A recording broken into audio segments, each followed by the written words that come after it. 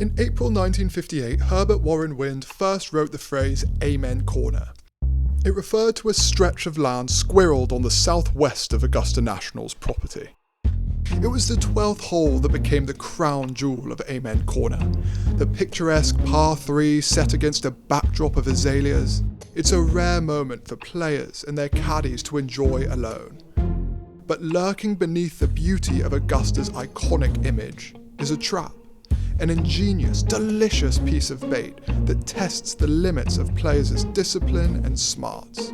Year after year, players see that Sunday pin on the far right side of the green.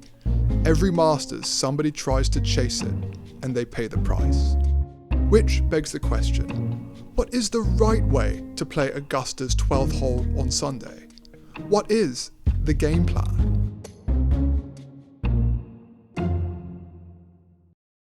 Alister MacKenzie made his intentions for players on Augusta's 12th hole clear as day from the moment he designed it. The bold player, he wrote, will go for the pin on the right, while the less ambitious player will steer for the larger landing space on the left side of the green. The allure of being bold surely appeals on an emotional level to players, but in reality, the hole creates a math problem. On paper, the green is 26 yards long from back to front. Not a particularly short green by most standards, but there's a catch. That's the depth of the green when you measure from the frontmost portion on the left to the backmost portion on the right. Because the green is tilted on what's close to a 45-degree angle from the tee box, it means the effective area of the green is far smaller than meets the eye.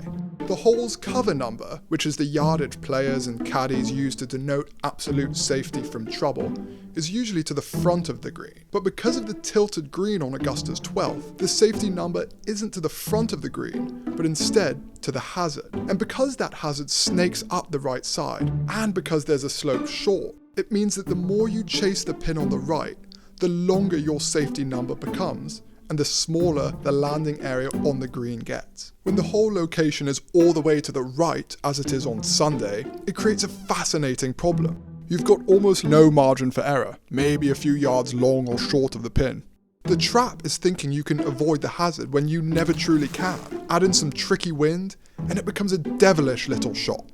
Most modern tour players hit fades nowadays. Those are shots that move from left to right. So on Sunday, they'll often try to get the best of both worlds. They'll try to avoid the hazard and give themselves a larger landing area by working an angle along the shape of the hole. But that game plan falls right into the trap. To understand why, you have to understand a concept called dispersion patterns. Imagine a golfer hits 10 golf balls with the same club. Some go a little short and some go a little long. Others a bit left and more a bit right. Where all those golf balls finish is called a dispersion pattern, and most people think they look like nice little ovals. But in reality, dispersion patterns are shaped more like this. They're tilted from left to right, because left pull misses go longer than short right misses. Let's say I'm a right-handed player and I'm playing a fade. It means the left side of my shot pattern is more of just like a straight pull. Effectively de-lofted the club compared to my intention.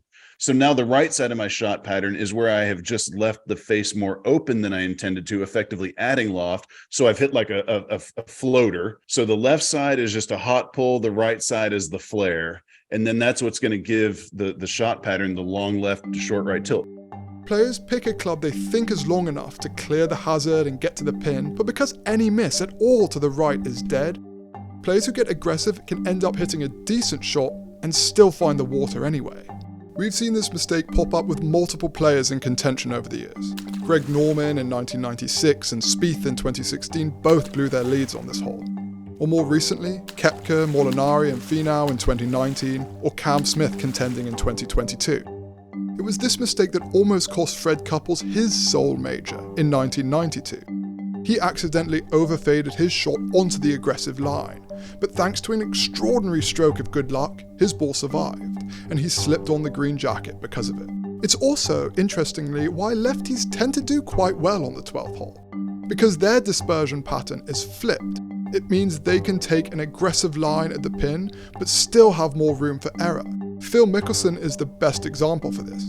He birdied the 12th hole on Sunday in 2 of his 3 Masters wins. players who play this hole the best aren't the ones who try to use their fade to chase the pin. Instead, they forget about the pin, aim safely into the center of the green, and hit their shot towards it. They may not hit as many shots close, but they're hitting a lot less shots into trouble.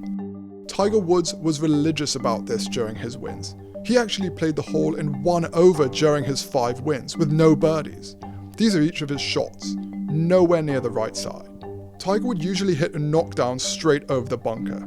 Scotty Scheffler and Colin Morikawa are both rock-solid faders of the ball. You could see how they may be lured into taking the bait, but they haven't. Well, at least not yet. Colin Morikawa is so disciplined, he even wrote in his yardage book, in all capital letters, "No" and "center of the green." If I have a really good number, I might try and squeeze it a little farther, but anywhere on that right side is just a no-go. And there's just really no need. It's such a small green that really, if you just get your distance right, you're going to have a good 20-footer out the pin. But you have to commit. Like, you just have to commit to what you're doing. And if you hit a great shot, or you felt like you hit a great shot and it ends up poor, there's nothing you can do about it. It's the mark not just of a truly great golf hole, but the kind that makes a Masters champion. That boldness that Mackenzie spoke of all those years ago isn't in challenging the Sunday pin. It's staring down the temptation of it and having the game plan to reply quite simply, no.